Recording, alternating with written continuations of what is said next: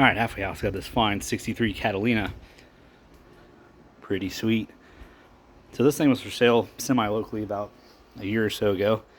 And if I remember right, the original ad said it was a 421. It's got 421 badges. Later, the ad changed to a 400. It is a 4-speed. So anyway, before I could go look at it, the guy that owns it now, real nice guy, he's got a few other Pontiacs as well. But anyway, he told me, I saw him at the swap meet, and he told me it has a 428 in it. I said, okay, that's fucking sweet. But I thought the ad said 400, but whatever. So anyway, so I just pulled this carburetor off. I got it in the ultrasonic cleaner. So out of curiosity, I checked. So he does have the PHS on it. Well, yeah, let's go to the PHS first. So this is originally a green on green car, 389, 3-speed manual. Now it's blue, but there are traces. I don't know if you're going to be able to see it on camera, but there are traces of green. Obviously, the interior is red. And then somebody pointed out that that's a 64 dash. And then I started digging. Those are 64 seats and 64 door panels. So had some swapping going around. No big deal. Who gives a shit? It's a good looking car. Seems to run pretty good and it looks pretty good. Who gives a shit? I don't. So you can't see it, but anyway, you take my word for it. It's a Y3 code, which could be many different Pontiacs. So this guy told me it's a 428, 376 horse or whatever they are. I'm like, dude, that's fucking badass. Sure as fuck don't run like 376 horse. So I checked the casting on the heads. Okay, those definitely aren't early 428 heads. I don't know if you'd see it. Where's the date? Over here. 1972 date code. So I don't know if you're gonna be able to see this either, but just take my word for it.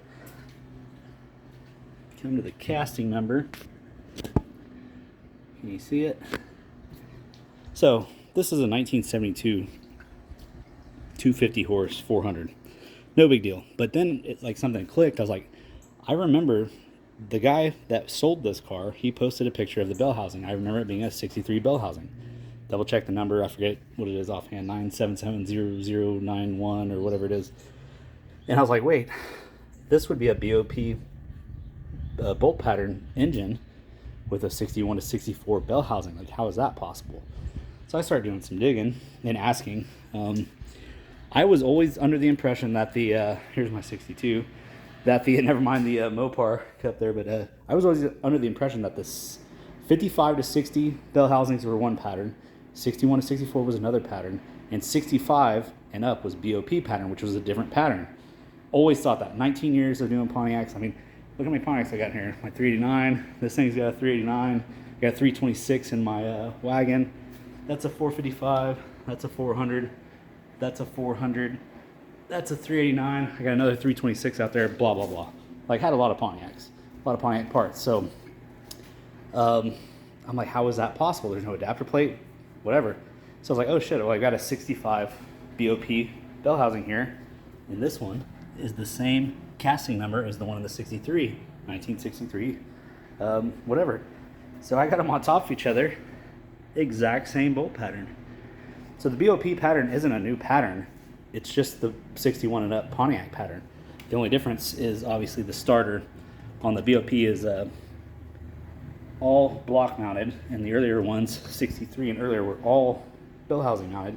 64 big cars still got the Bellhousing mounted. I guess it'd be, Tempest, Le Mans, GTO, they got the block mounted. So, but it is the exact same pattern. I never ever knew that. So then somebody else was like, well, all Pontiacs are the same bolt pattern. I said, no, I know the earlier ones are different. So another thing, this is from a 59 GMC. See, it says GMC. Obviously, well, I don't know if it's obvious on camera, but completely different bolt pattern. So I know that these are different. And then to go even further, this is from a 59 GMC 336. So I measured this, same bearing retainer size as that. This is the one I had in my 59 Star Chief. Completely different Bellhousing. Also GMC, 59 336. Completely different pattern. Probably can't tell, but the input shaft distance is way different, but the flywheels are also different. So I was like, okay. And then I measure the bearing retainer size.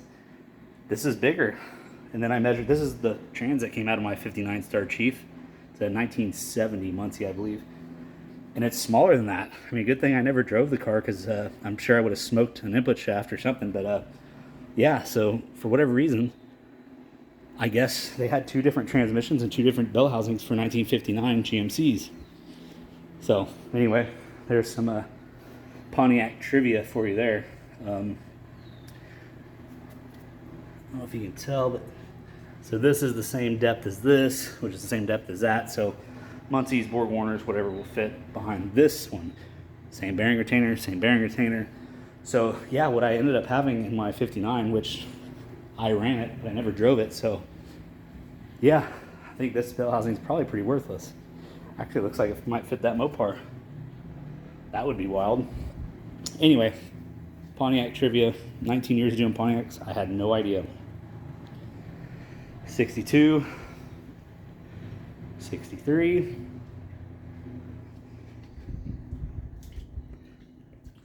and my 65. Somebody put a 326 in this thing from a 1966, and this is actually a 1966 326 as well. So I also have a 64 Grand Prix and a 65 Grand Prix I need to pick up that I already bought and paid for. Just need to go get them. So anyway, I'm not a stranger to Pontiacs, but damn, still learning shit about Pontiacs. Way cool shit.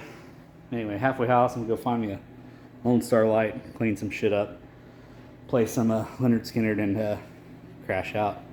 I'll see y'all later.